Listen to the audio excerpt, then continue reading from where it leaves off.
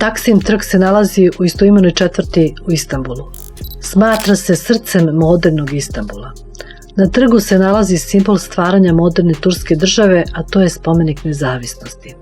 Trg Taksim je mesto gde turisti rado dolaze, a na kraju ovog trga počinje najprometnija i najpoznatija pešačka zona, takozvana Avenija nezavisnosti.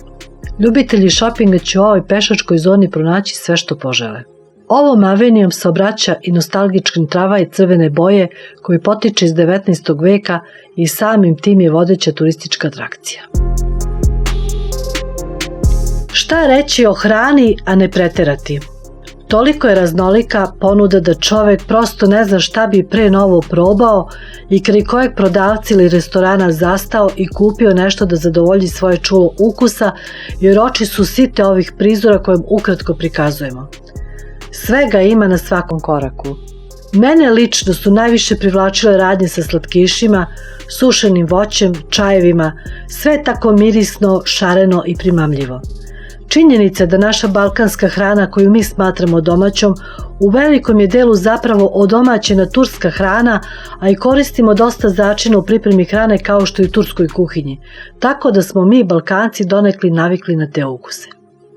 S obzirom da se nalazimo u Istanbulu koji važi za prestonicu najraskošnijeg izbora hrane, moja preporuka je probajte sve što možete, nećete se razočarati.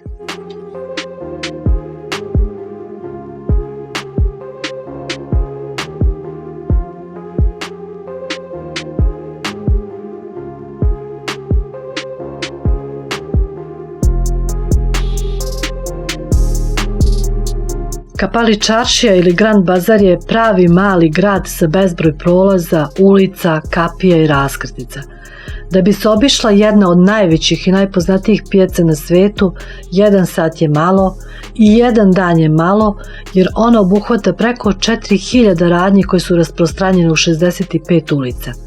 Da napomenem da je pri dolasku u Istanbul poželjno da novac zamenite u ovlašćenim menjačnicama, a da biste mogli novac da zamenite bit će vam potreban pasoš ili kopija pasoša ili bilo koji drugi dokument sa vašom slikom.